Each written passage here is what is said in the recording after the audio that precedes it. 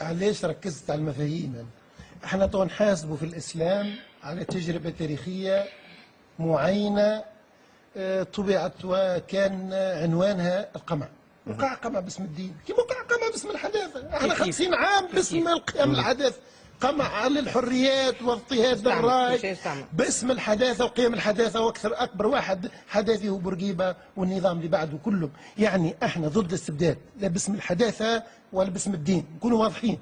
الحرية هذا مطلب اسلامي واضح، ونحن كحركة النهضة نعتبر ما قامت به الثورة هو جوهر الإسلام.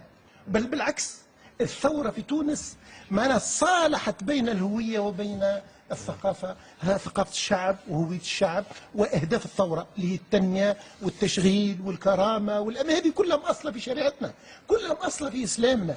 يعني هذيك المشكلة، احنا تو الناس تحاكم في الإسلام على خاطر برنامج سياسي قامت به دولة معينة في أي مكان من العالم، وذلك المشكلة تولي الضرر اللي يلحق بالبرنامج أو الفشل اللي يلحق برنامج سياسي بشري يولي يلحق بالمنظومة التشريعية وبالإسلام. دقيقة أنا نحب نقول راهو في لسان العرب ابن منظور يعرف الشرع، يقول ما سن من القرآن والسنة، ما سن في القرآن والسنة من أحكام الدين، وهي شاملة.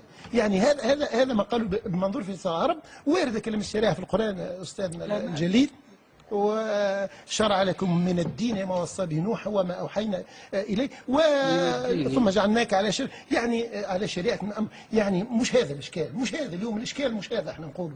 حتى كحركة النهضة اليوم راهي أستاذة بشرى، راهي المجلات القانونية التونسية راهي منبثقة من مصادر التشريع الإسلامي. مجال الحوائج الشخصية قاموا بإزواج، وهذا اجتهاد مكسب، هذا مكسب اجتهادي إسلامي وليس مكسب حداثي. مجال تضمين كمصدر أساسي وحيد شنو الهدف منه؟ راهو هذا خلاف، مازال خلاف. أنا راني في لجنة رئيس لجنة التوطئة والمبادئ الأساسية في المجلس الوطني التأسيسي، وهذا مازال محل خلاف ونقاش داخل اللجنة، وهناك تجاذب وآراء متعددة. يعني اليوم نقاشنا مش نحطوا شرع ما نحطوش، مش هذا الإشكال. احنا الآن المنظومة القانونية والدكتور صادق بلعيد معان راهي في مرجعيتها رجعت في كثير من ذلك للشريعة.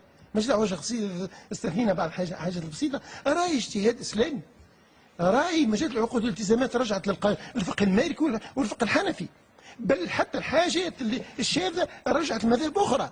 يعني احنا الآن مش هذا إشكالنا اليوم المنظومة القانونية في تونس راهي مش بعيدة، مش بعيد، بالعكس مأخوذة من مصادر التشريع الإسلامي. احنا بنقول مسألة التنصيص، التنصيص راهي مسألة أخرى. المعركة راهي مش لهنا، بين هم ما نصصناش قبل، ما نصصناش ما نصصناش، ولكن المنظومه التشريعيه جزء كبير منها خاضعه لا فما فرق بين مصدر اساسي وحيد، جزء منها جزء. استنى سيدي، طب اتكلم بعد يا سيدي، تكلم بعد نتكلم بعد. احنا الان سؤالي تضمينها في الدستور، هل هو تأصيل للقيم ام فتح الباب لسلطه الدين والرجل؟ لا نبعدوا سلطه الدين، نجاوبوا الناس باش ما حد نقولوا احنا نوضحوا للناس. راهي ما ثمش سلطه كنسيه في الاسلام، راهي صورة هذه الكنيسة، الفهم الكنسي للدين راهي في الإسلام ما فمش. لا وجود لرجال دين، ولا تناقض بين الإسلام والديمقراطية، ولا تناقض بين الإسلام والدولة المدنية. تصورنا احنا الدولة مدنية في الإسلام، دولة مدنية.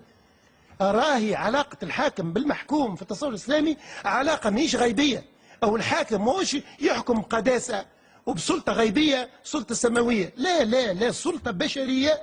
هذاك ليش حاكم يغلط في الاسلام، يحكم يقول اغلط، مش شريعه غلطه، مش الاسلام غلط. يعني السلطه في الاسلام سلطه مدنيه، وانا نقول العقد اللي بين الحاكم والمحكوم في التصور الاسلامي هو عقد مدني. هذاك ليش احنا كحركه النهضه نقولوا الدوله مدنيه، حتى الحكم اللي يصدروا الحاكم راه حكم بشري، لانه اجتهاده هو كي يغلطوا، مش الاسلام غلط، هذاك حكم وضعي. ولكن منين مستمد؟